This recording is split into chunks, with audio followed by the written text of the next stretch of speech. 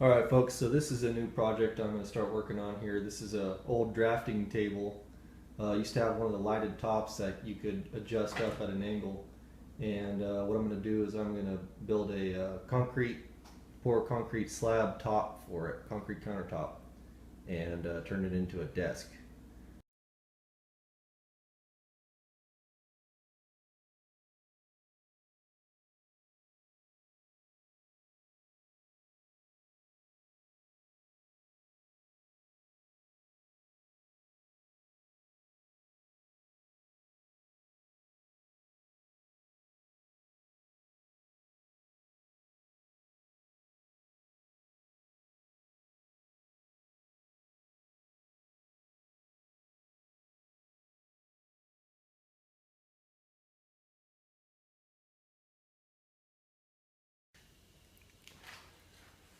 Alright, so I got one side screwed down, and it's a little bit more difficult than I was expecting, but be sure to countersink them so the top's flush.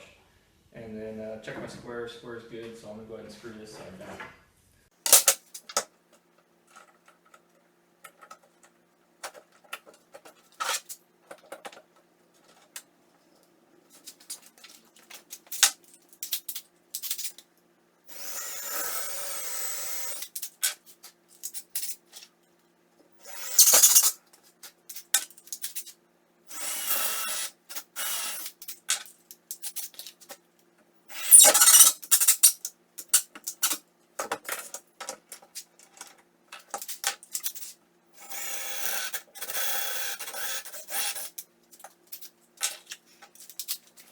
The other thing I wanted to do was make the edge of the slab look like it was drilled and split off of a slab.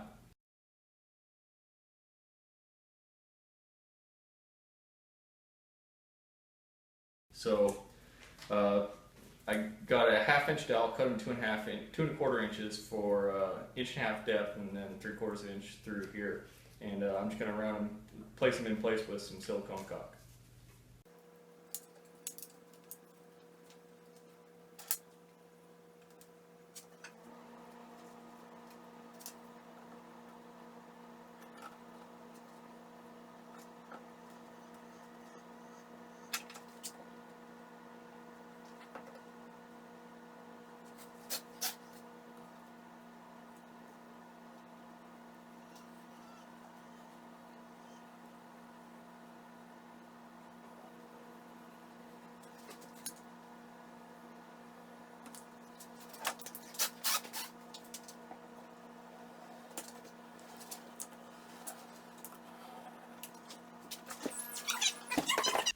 So I laid the holes out on a 4-inch pattern, except for the corner hole where I wanted it right on the edge, and that's cheated in a 1/2 inch.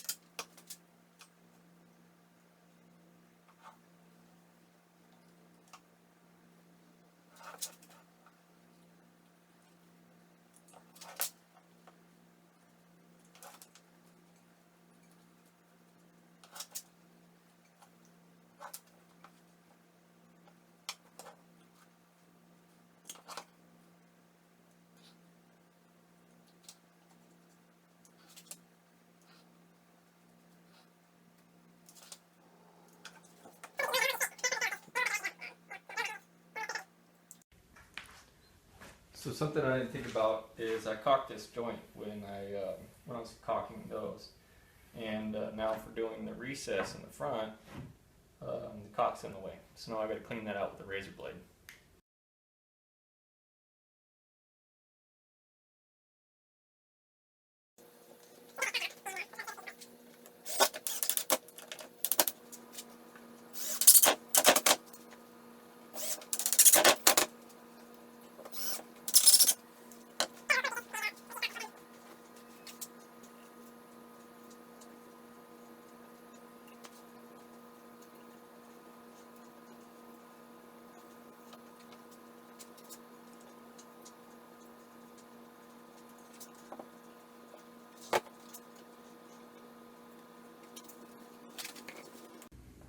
We caulked our bottom of this, and I'm just using a piece of the dowel to smooth out our edges.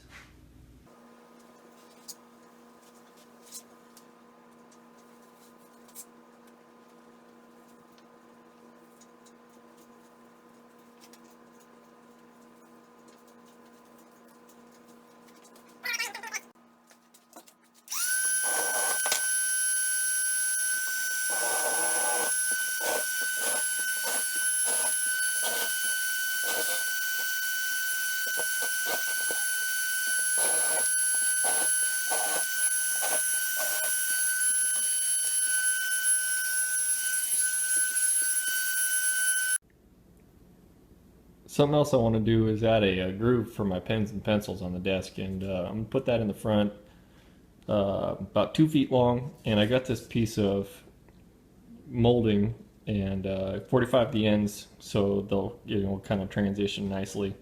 And this is the side that I want, what it looks like. So it'll have 3 little grooves of concrete, and I think we'll see how it comes out. So I put tape down just because I don't want any radius or anything on the outside of that. So I'm going to just silicone the surface of it, and then I'll peel the tape up before I pour the concrete.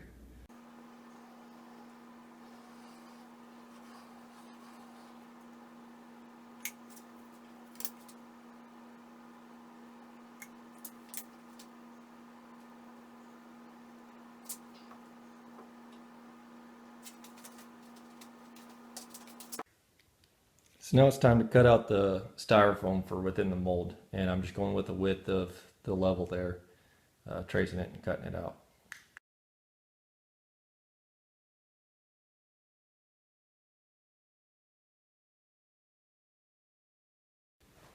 So it's time to put the styrofoam in for the edge of the mold, and initially what I thought I was going to be able to do was just stuff it in there and it would go around the dowels here, but since they're loose with the silicone, I'm going to go ahead and just recess them a little bit.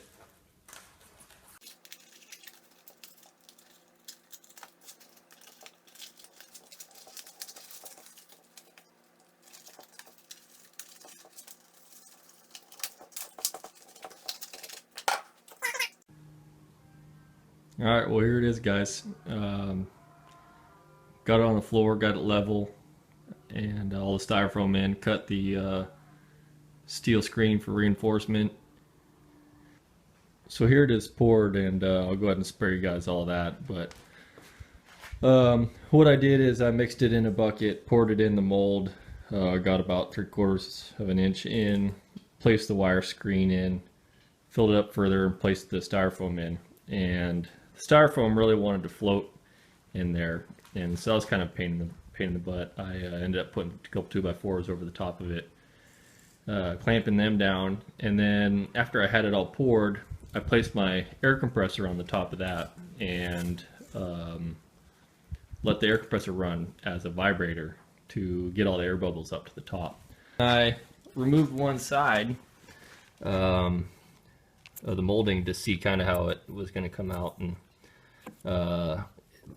it's probably going to be exactly how I want it.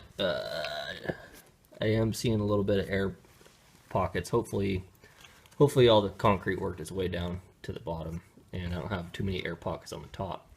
The silicone holding on the melamine worked extremely well. I unscrewed it and that thing was still really rigid in place. So I had to cut it with a razor blade. So you might not even need to screw it as much as I did. And then the one thing that I wish I had was more help with pouring the concrete. Second set of hands would have been nice, and a paddle for a big drill screwdriver to mix the concrete. So sat overnight, and I'm stripping it. Kept putting some water on it to keep it from drying too quick, and we'll see how it turns out. So here's the benefit of the dowels being silicone as opposed to glue.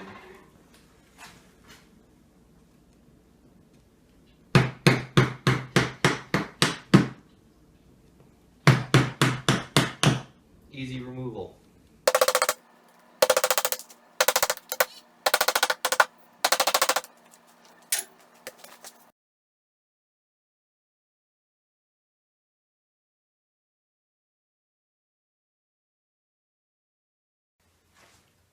All right, so we have our countertop out of the mold, and as you can see, there's some pits in there, and I pressure washed it to kind of clean those out and everything. And I'm going to use some no shrink grout to patch that all up, and I'm going to add some color to that too, so it darkens it up, and hopefully the countertop itself absorbs a lot of that color. So I'm trying to work it all into the voids, cover the whole area with it. And one thing to be cautious about is that the air pockets, it'll build a layer over the top, and the air pocket won't fill in itself. So you got to really kind of work it in everywhere.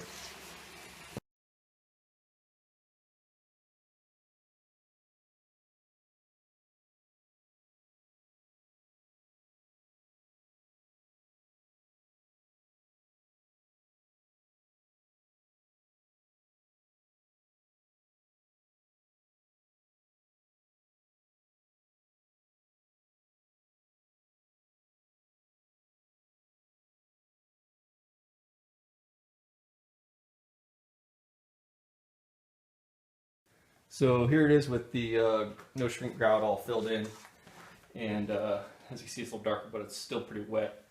I probably was a little bit more aggressive with the sponge than I should have been, cleaning out some of the cleaning off the grout, but I'd rather maintain that smooth finish that the melamine left than have to start over and kind of sand it all down smooth. So that's the reason why I went with that, and then hopefully the concrete countertop sealer will kind of fill in some of those voids.